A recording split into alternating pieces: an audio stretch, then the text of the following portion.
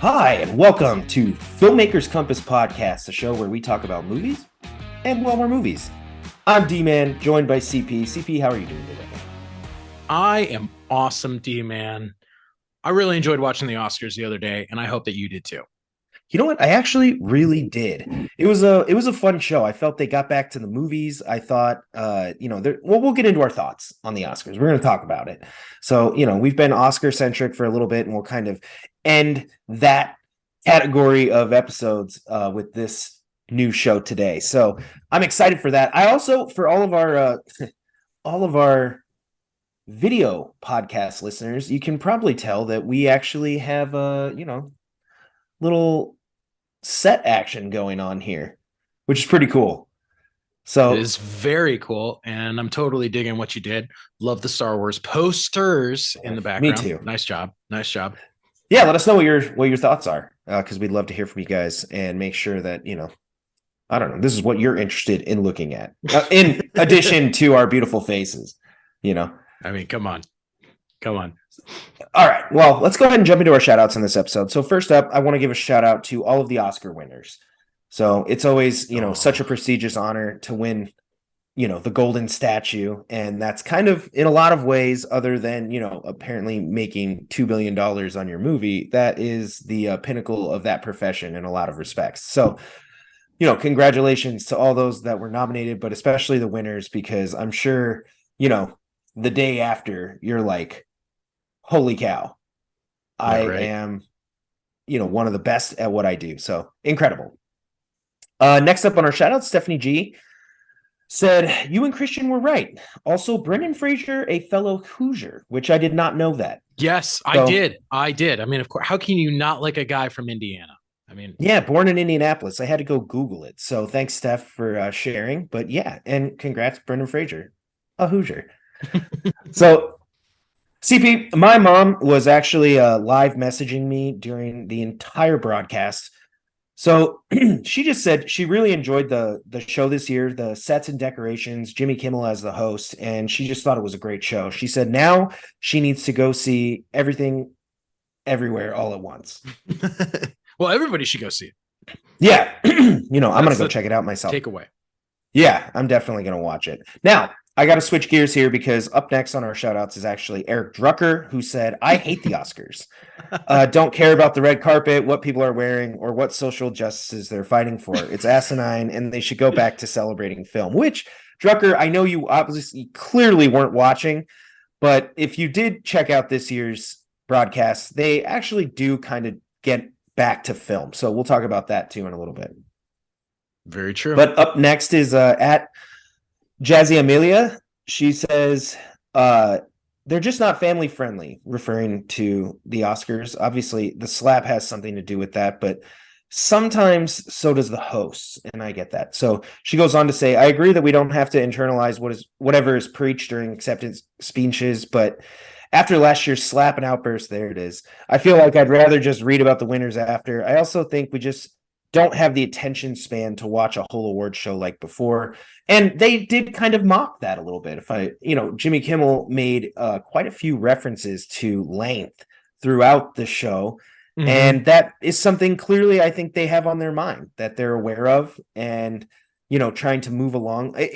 It's an irony that, like, I think this year they also mentioned that they brought back all the categories that had been dropped in previous shows, to reduce the runtime. And so they brought those back, but then they're trying to reconcile that with, like, hey, people's attention span, they don't want to sit here and watch a 4-hour show. Mm-hmm. So interesting dynamic, but I think there is something to that because they seemed very aware of it. Yeah, no, absolutely. Up next is Boone. At Boone accurately predicted most of the major categories. So I am in a chat with Boone, and he did list a lot of who he thought was going to win, and they almost all won, which was quite remarkable. Boone, I'm hoping you put some money down on this. I'm guessing you didn't, so just give yourself a nice pat on the back. I also, CP, I have to throw this out there. Eric Drucker messaged me, and he chimed in with a question about Star Wars: The Phantom Menace.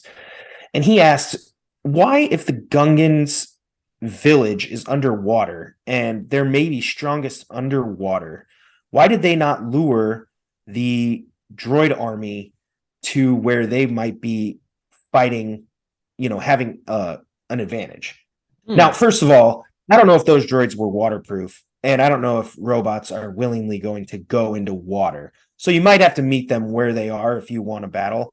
But my understanding, and I just wanted to clarify this with you, Drucker, is that Padme or Queen Amidala essentially asks them to be a distraction on the fields so that her and her team can sneak into the throne room and capture the viceroy. So it's actually a distraction, which is in some ways terrible because it's basically a giant sacrifice. And if any of you guys watched All Quiet on the Western Front, or Saving Private Ryan, yeah, sacrifices happen a lot in warfare. That kind of sucks, but I think the Gungans stepped up and were able to kind of draw the droid army around, protecting the edge of the city, and that way they were able to get back into the throne room with more ease. Not that there weren't any adversaries or droids or anything there. Is that your understanding, CP? I don't know. I'm curious. I do remember a line where they said that the droids had gone underwater and found the Gungan cities abandoned. Okay. So we know that the droids went to attack them. And then there's a line about how, I think Jar Jar says it, how so they've gone to their secret place that the droids would never be able to find them, which apparently is just like a swamp with some old ruins. I would think that with sophisticated Star Wars technology, you would be able to find anybody anywhere, but hey, that's beside the point. Okay, well, I mean, that does actually help clarify a little bit more of what Drucker was asking for is, hey, I think maybe they felt that they were in their city out in the open and possibly, wanted to spare, the destruction of the whole city in the name of let's just go hide. Mm-hmm. So maybe that. And then finally, I just wanted to wish a big happy birthday to Emily and David. Hope you guys have a fantastic celebration and enjoy your special day. Yay. So CP, any shout outs this week? I have 0 shout outs. However, I would like to acknowledge that we did post earlier this week or last week about a poll asking how many of you were going to be watching the Oscars, and it was about 50-50. So I'm curious afterwards to know if you ended up changing your mind and in fact watching the Oscars, or if you changed your mind and decided against watching it. What was there? I think it broke down the last 52-48. Yep, I was gonna say the last time I saw the poll was about 52-48 for watching.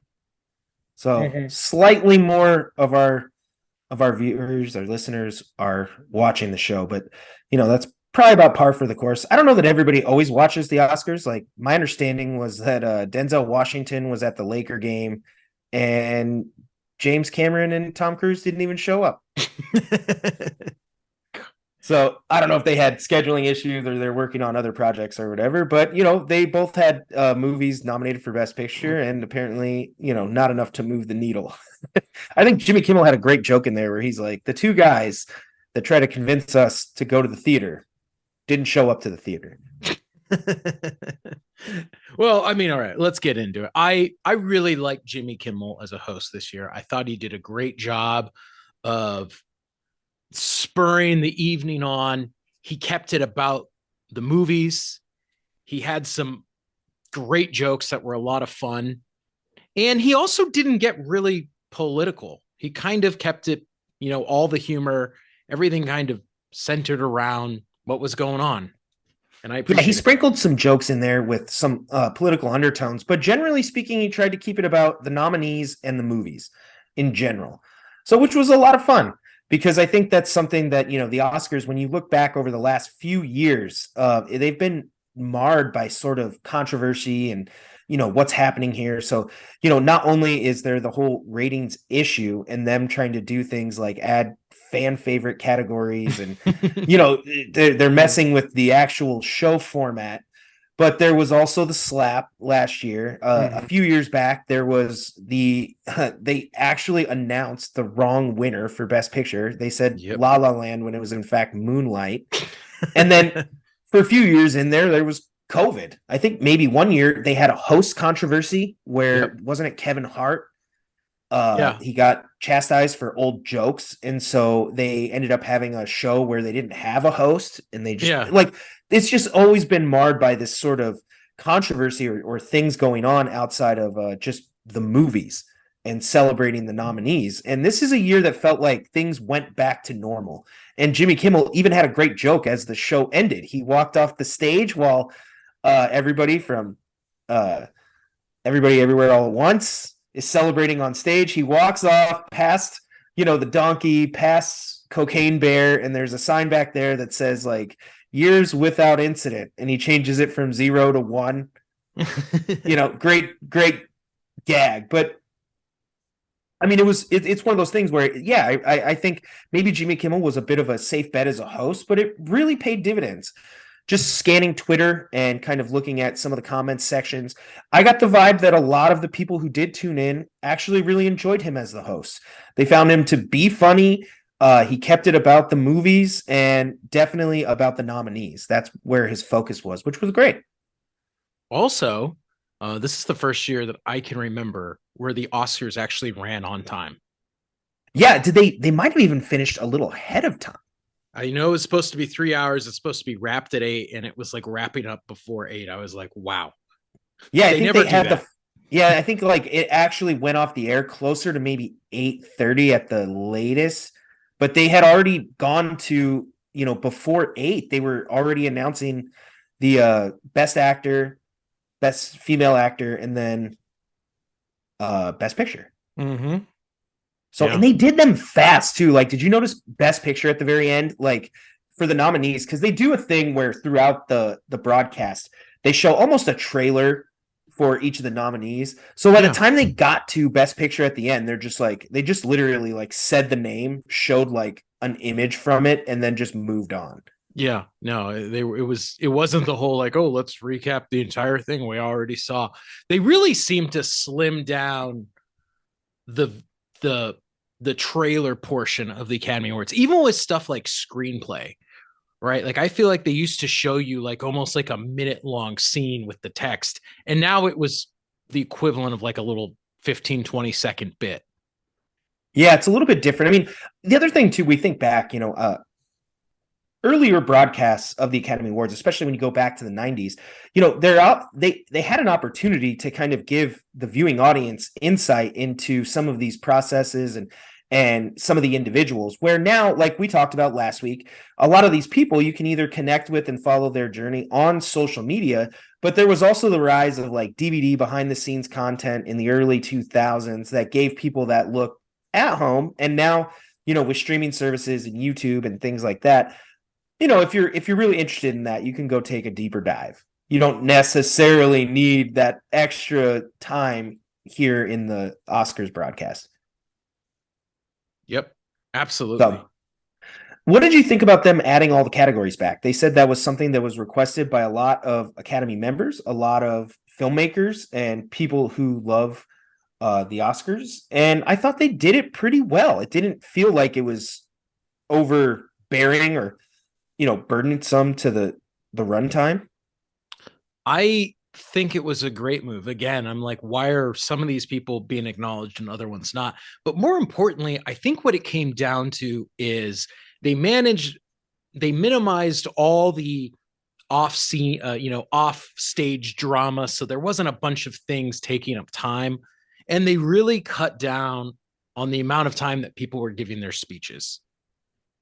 Yeah, they said it was 45 seconds, I think. Which I guess if you get up there and this is the biggest moment of your life, you might feel robbed.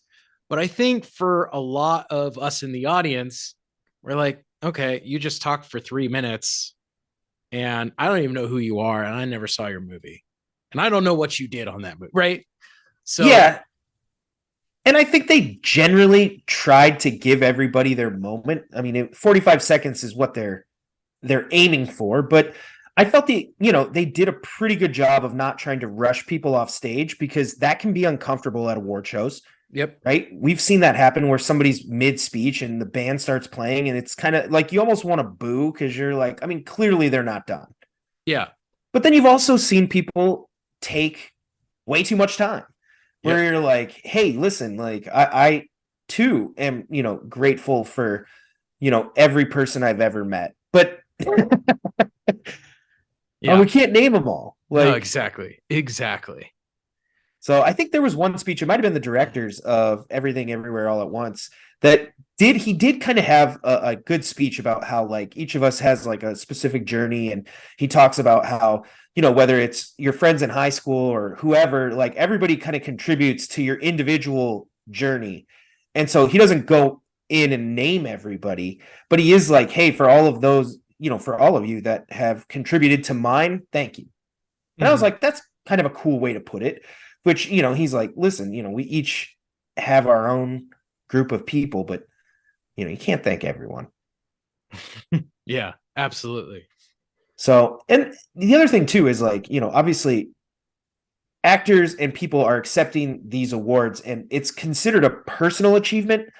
But in addition to the personal people I think you would want to thank, you also want to thank people associated with the movie. And so that just becomes so many people, Yeah. right? You want Yeah. to your director, your co-star, the people who finance it, right? You start going through everything, and some of that's assumed that everyone up there, but it's like at the same time, you don't want to make it all about you. No, I agree. I absolutely So agree. yeah, I thought they did a good job generally of managing that, even though I think there were a couple people that maybe the music started playing. Generally, I thought they handled it pretty well this year. I would So were agree. there any acceptance speeches that stood out? I know which one stood out for me. I mean, I think there's two that really stole the show. First of all, I guess the number two acceptance speech of the night was Brendan Fraser, and he just obviously so many people were really rooting for him and felt like he deserved it. With kind of his comeback and his return to Hollywood, and he just was so emotional. And we have seen him give some great speeches about this role and getting the opportunity to be in it. And I don't know that this was as powerful of a speech as he's given, like some of the other ones that he Yeah, there gave were a lot before. of whale references. There were a lot of whale references. He clearly thought this out. There was a speech that he gave at one of the award shows about a month ago where he was talking about this role, kind of as an opportunity, like giving voice to people who just needed to hold on a little bit longer, which I thought was much more powerful. You'll see it floating around Instagram. But it was so validating to finally see him get this because so many people had been rooting for him. And obviously, he was sort of the favorite to win it anyway. But I thought it was just really great, and people seemed thrilled. And he was, up there bawling his eyes out. And, I Yeah. think that made us all happy. And number one, I mean, I know you're thinking the same thing as me. So go ahead and say it. Well, it's how do you pronounce his name? I want to make sure we get it right. Hee Kwan. Yeah. Kihei Kwan, I think is how you say his name. Short Short round, round. Goonie. Yeah, he won, and I mean his exuberant passion for the opportunity, to even be nominated. He just had the biggest smile on his face, but he had that true fist pump, like, I'm just so happy. And he talked about those things that, give us all hope that maybe one day we'll be up there, right? Dream big. Thank you to my mom, right? Like he's just so happy. Well, and we talked about this obviously 2 weeks ago. There was such a story around him. This guy who stumbled into acting by chance, lands a role in two of the biggest movies of the 1980s.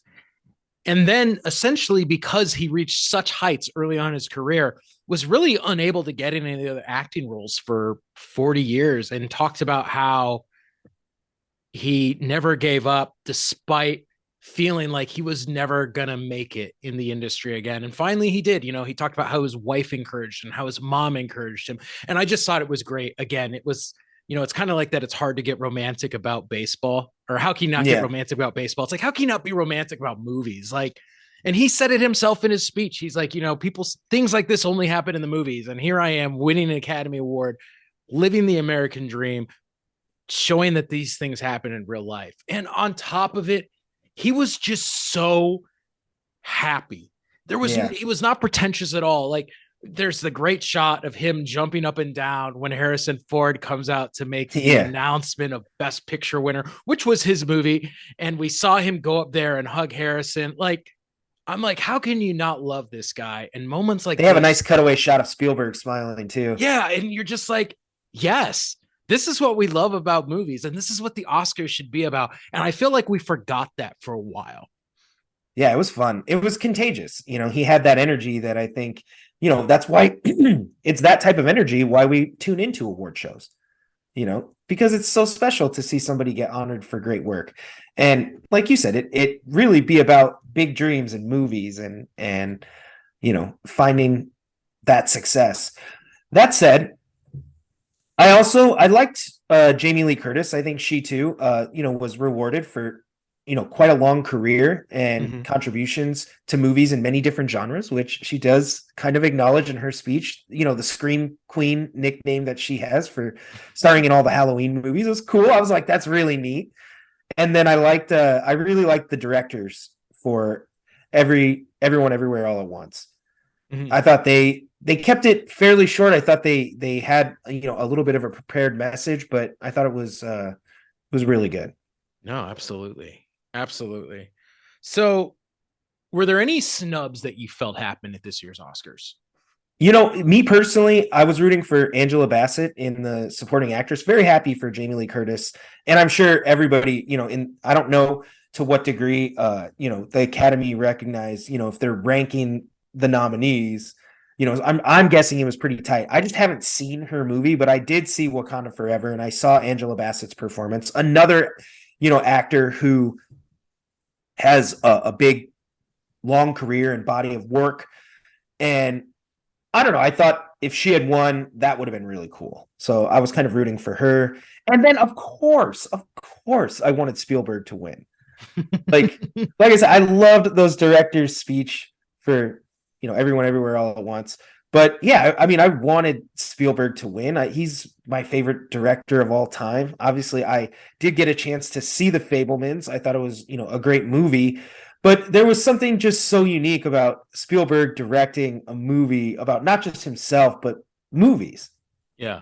And I don't know, it seemed like kind of a unique opportunity to reward one of the greatest of all time. But my guess is, and this is probably why it went to the right people. I mean, The Fabelmans was good, and I really enjoyed it as a huge fan of Spielberg. But I could see where, The Fabelmans, maybe you're like, no, it's probably runner-up status. It's probably, maybe the 3 spot. I get it. Yeah. But still, I'm rooting for my guy. I love Spielberg. Too many good memories of movie magic through the years that I always root for him. Yeah. Absolutely. How about you? Any snubs?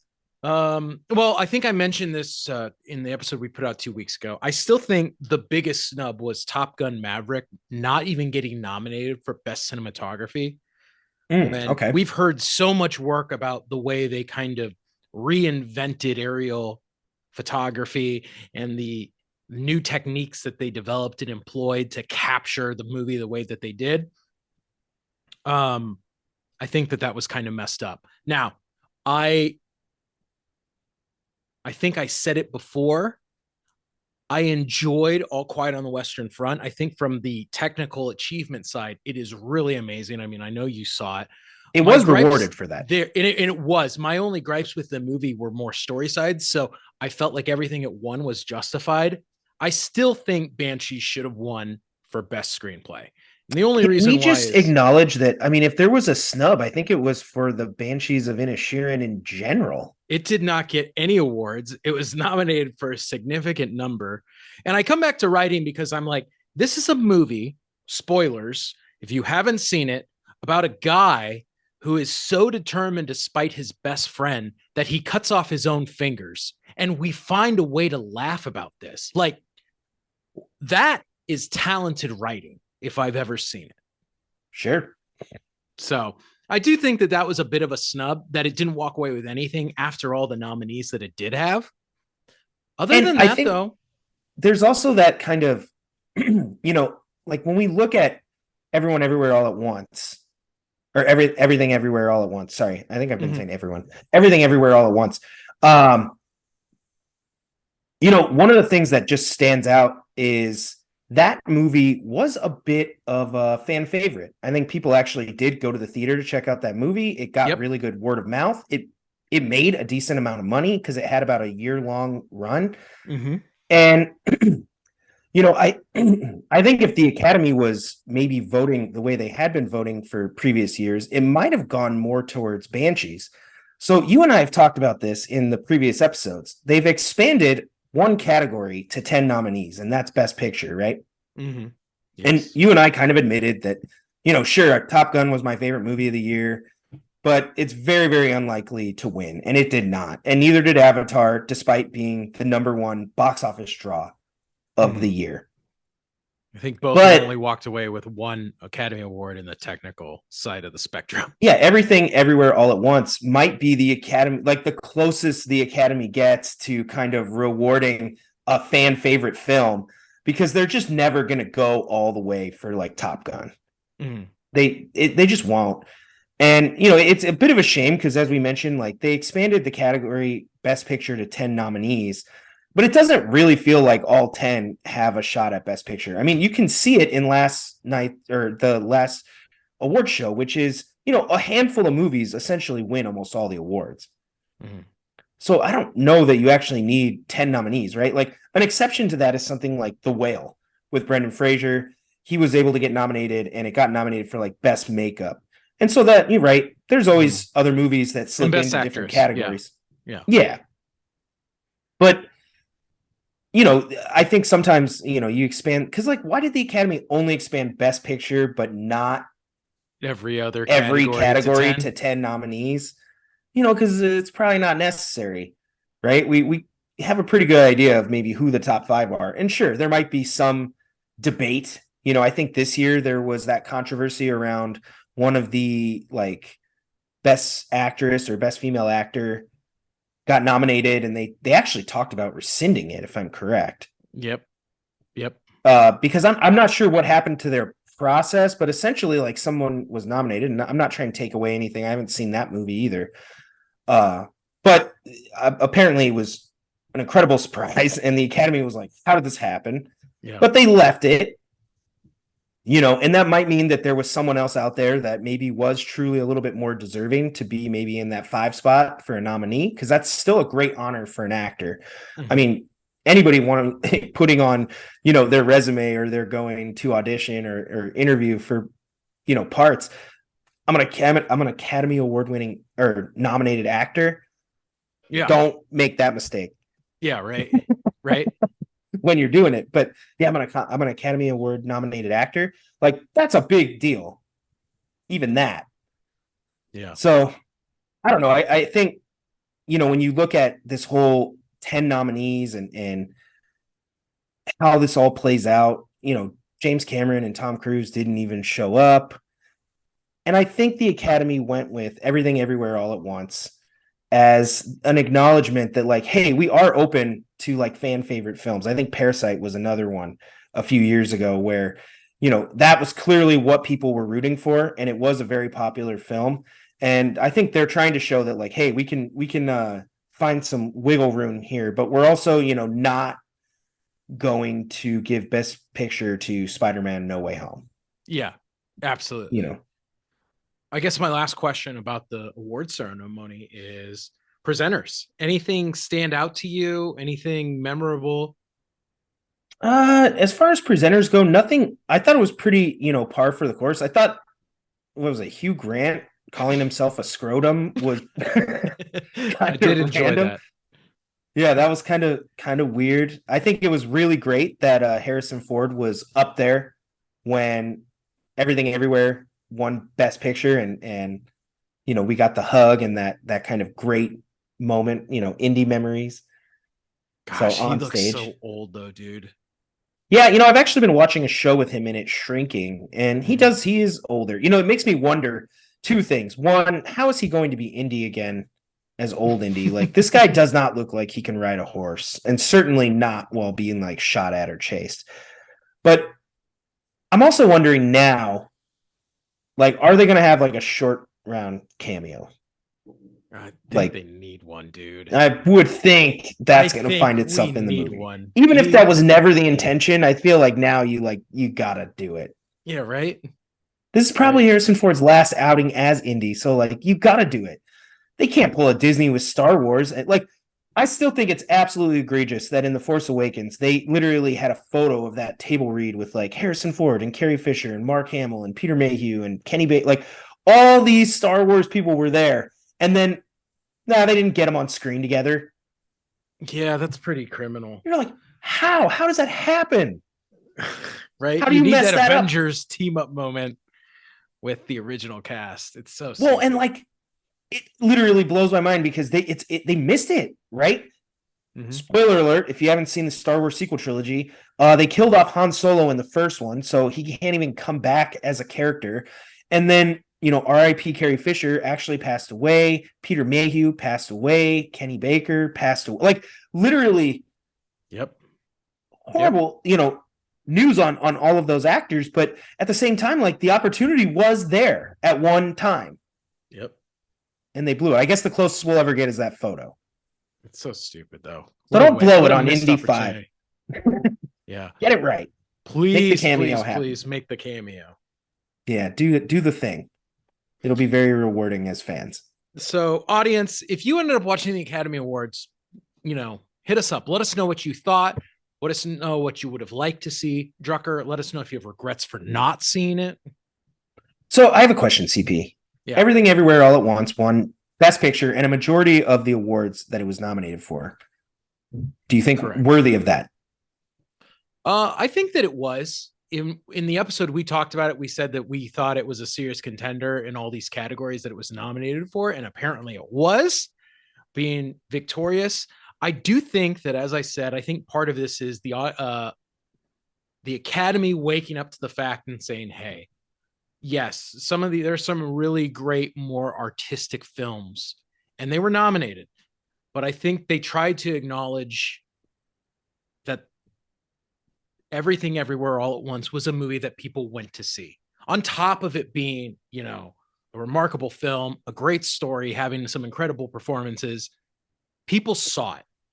And we've talked about it before, we're not likely anytime soon to return to the days of Titanic and Gladiator, these movies killing in the box office, who everybody saw and talked about, then becoming Best Picture winners. But I thought that this was a nice shift away from what had become what's more niche and artistic than the previous year. That's what we're going to nominate and celebrate, despite the fact that people only saw it because it ended up walking away with a number of Academy Award wins.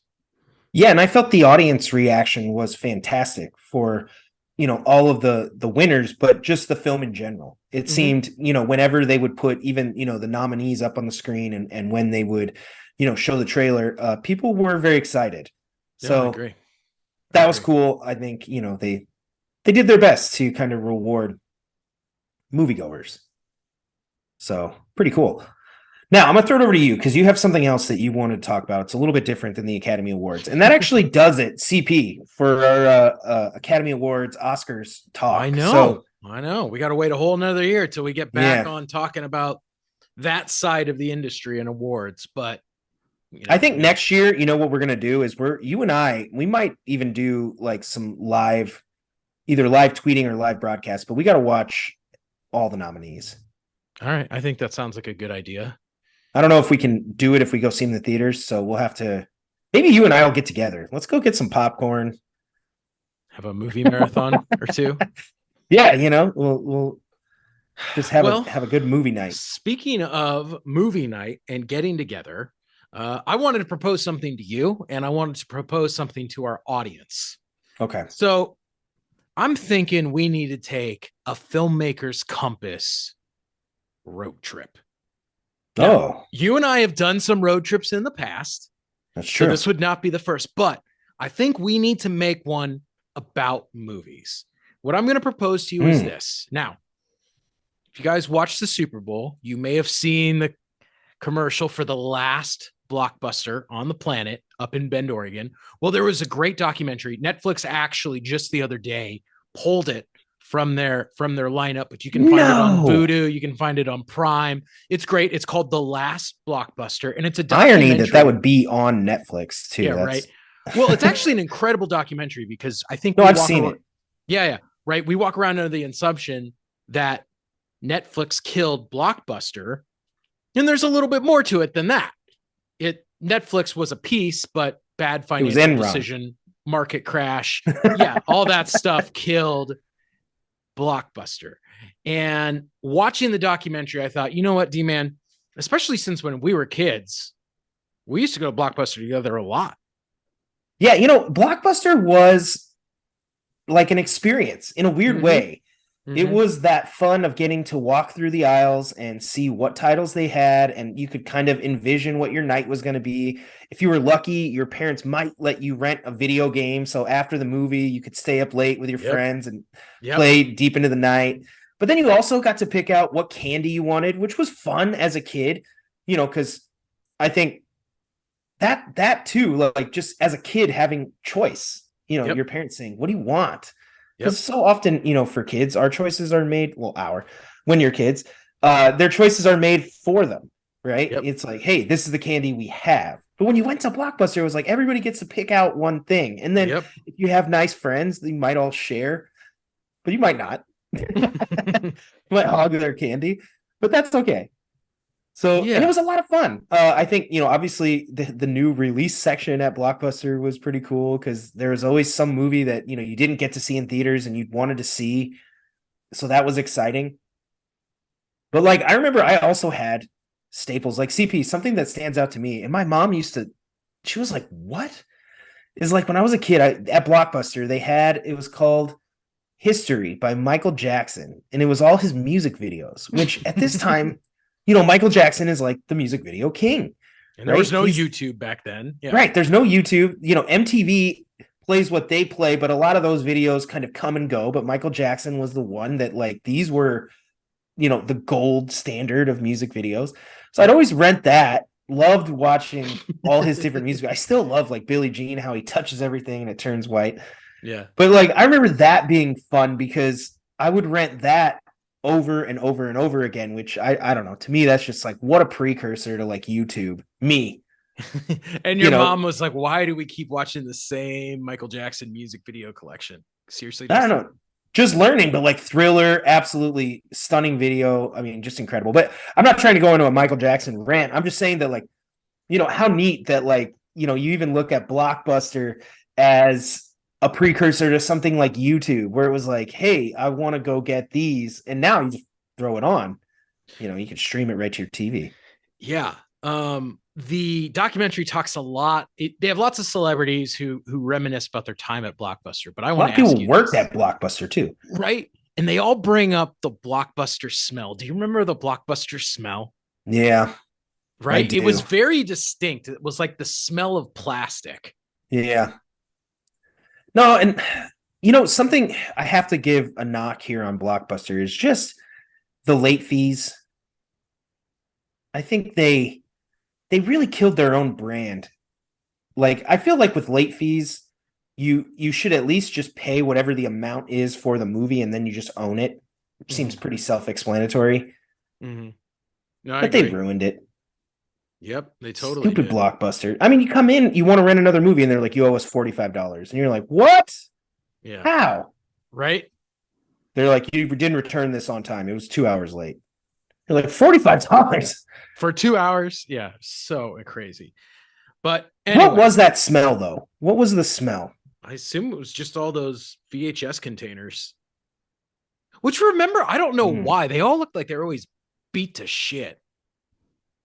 Did people just take their Blockbuster VHSs and just throw them across the parking lot as they walk to their car? They probably threw them in their car.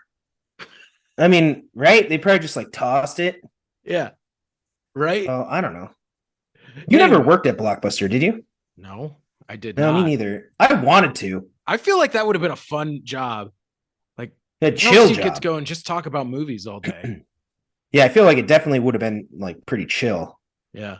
So not to knock any of you Blockbuster employees out there. I don't know, maybe it was incredibly hard work, but it certainly didn't look like it to. I mean, I don't know. You talk movies with people. I'm like, that's what I do for fun. Like, if you're paying me to talk movies with people, even better. Yeah, I did hate towards the end. I feel like Blockbuster started using like data and analytics to see which movies were the best. And they just started to give shelf space to like all these kind of prime movies. But when we were kids, it used to actually be like a library of movies. Yeah. Like they had shelf space dedicated to old classics and you could go rent stuff. But by the end, I feel like they got rid of a lot of those rows and all they had were really whatever was new. Now, in their defense, that's probably what people were actually renting. But there was something charming about going in and having so many options. Yeah, right. That was the beauty of the video store. And that's something that our kids are never going to get to experience. And I always thought it was fun. And that's what it was. It was like an experience. Yeah. Yeah.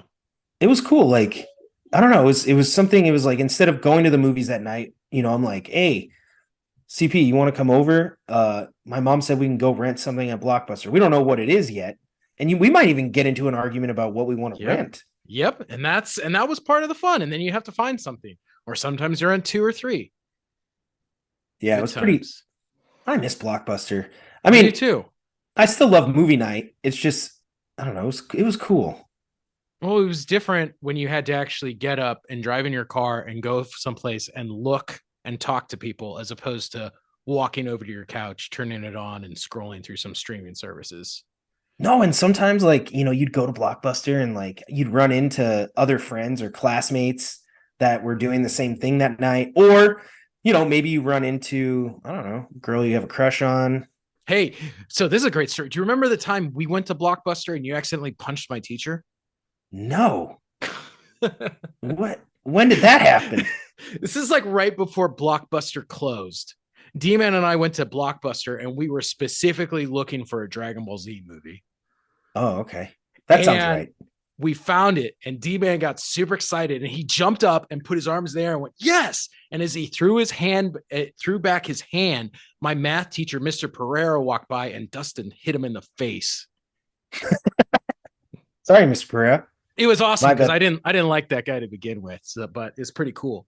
So, oh, well then I'm not that sorry. No, I was like, of all the things, like that's one of my favorite Blockbuster memories, D-Man. Oh yeah, that was cool. But I always loved that. Anyway, I love that feeling. And, you obviously, as they say, you can never go back and we don't have time machines yet. So I think you and I should really, if the viewers decide on this, and I will put the trust in them, if the viewers decide that we should, I think we need to road trip it up to Bend, Oregon. I don't even know how long that would take. I'm in LA, so it's like 12 hours. We'll go up to Oregon. We'll walk around Blockbuster. We'll buy some sweet Blockbuster merchandise. Maybe we'll rent a movie just so that we say that we can. If we take my Ford Focus, there's a good chance it'll die. So that'll make for an interesting story. Yeah, we can document the whole thing. We can make a documentary about us going to the Last Blockbuster and put it on YouTube. That would actually be fun. I do love just busting out the tripod, getting some cool shots. Maybe we'll get a drone. Well, I'm just saying, if we don't do this now, like if we put this off a year or two, we might not have a Blockbuster ever go to again. So I think we need to approach this with a little urgency, D-Man. That would be fun. I'm kind of down for it. So yes. Plus, like you said, I love a good road trip. I know. Who doesn't? We could pick a scenic route, have fun. And I've never been to Oregon. I know. Make it a field trip. So Portland would be cool. Yeah. Be pretty sweet. Well, let us know what you think. And maybe we'll make this road trip happen. So that'd be pretty cool. Well, CP, that actually does it for our episode this week. So it's a little bit of a shorter episode. We wanted to do an Oscars recap and talk a little bit about maybe some future opportunities for us. But no, I hope everybody enjoyed the show. Obviously, we want to hear your guys' thoughts. Did the Academy get the winners right? Did you enjoy the Oscars show? And if you're Eric Drucker, do you regret not watching it? So, well put, CP. And Drucker, hey, maybe we'll all get together and watch it next year, just so you can give it one more chance. Yes, even better. Love it. But if you want to continue the conversations or stream any of the older episodes of the show, all you have to do is go to filmmakerscompass.com, where we have all of our social media links and a feed that has every episode going all the way back to now. At this point, CP, we have maybe a couple of years of episodes. Yeah, a lot. Yeah. So go ahead and check that out. But you can follow me at Big Kid D-Man, CP. You could follow me at NDCal5. Thanks for tuning into this week's episode of Filmmakers Compass Podcast. We will see you back here next week. Until then, keep watching movies, and maybe you should give a little special attention to checking out everything, everywhere, all at once. I don't know. Might just be a good piece of advice going forward.